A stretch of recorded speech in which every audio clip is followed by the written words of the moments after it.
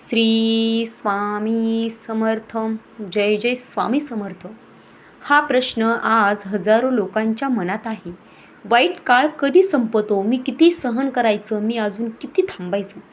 जर आज तू हा संदेश ऐकत असशील तर समज, हा प्रश्न स्वामींनीच तुझ्या मनात आणला आहे आणि त्याचं उत्तरही आज स्वामीच तुला देणार आहेत. स्वामी समर्थ महाराज म्हणतात, वाईट काळ तेव्हा सुरू होतो जेव्हा माणूस स्वतःला एकटा समजतो, स्वतः एकटं राहायला लागतो आणि स्वतः एकटा पडतो. पण लक्षात ठेवा, तू एकटा नाही आहेस. तू थकलास, हताश झालात, पण सोडून दिलेला नाहीस. वाईट काळ हा शिक्षा नसतो, तो तयारी असतो. ती एक मजबूत बनण्याची पायरी असते. स्वामी म्हणतात, तुझ्या आयुष्यात जे काही कोसळत आहे ते तुला संपवायला नाही, तर तुला बदलायला येत आहे.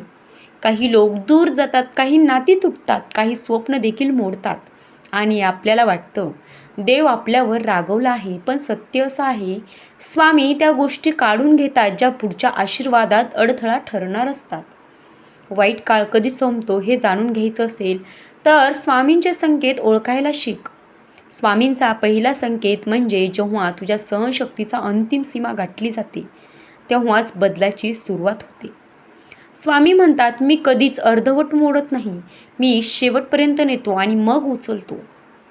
स्वामींचा दुसरा संकेत म्हणजे जेव्हा तू देवाला प्रश्न विचारणं थांबतोस आणि म्हणतोस, स्वामी जसं तुम्हाला योग्य वाटेल तसं करा.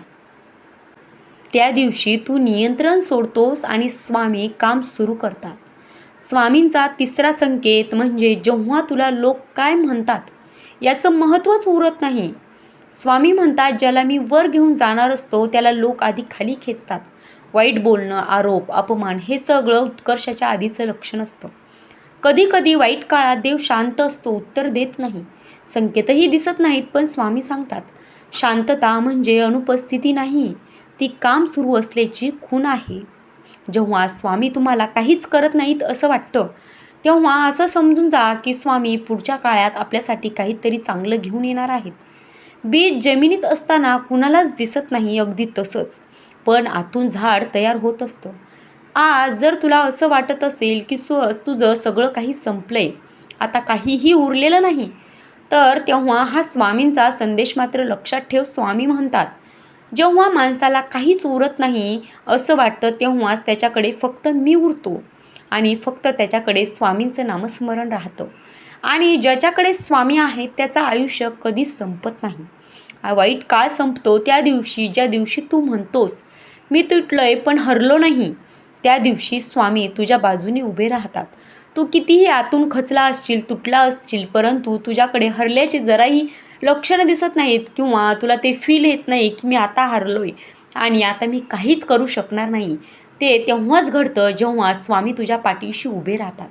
आज कदाचित तुझ्या आयुष्यात उत्तर नाहीत, स्पष्टता देखील नाही आहे आणि दिलासा तर नाहीच नाही, पण स्वामींवर विश्वास ठेव. स्वामी उशीर करतात पण कधीच अन्याय करत नाहीत. शेवटचा स्वामींचा खूप महत्त्वाचा संदेश आहे. स्वामी आज तुला एकच गोष्ट सांगतात, ती मात्र नेहमी लक्षात ठेव. हा वाईट काळ तुझ्या आयुष्याचा शेवट नाही, हा तुझ्या आयुष्याचं वळण आहे. आज जर तू हा संदेश ऐकून थोडा शांत झाला असशील, तुझे डोळे भरून आले असतील, तर समज वाईट काळ संपायच्या अगदी जवळ आहेस. कारण ज्याला स्वामींनी आतून हलवलं त्याला बाहेरून लवकरच बदल दिसतो.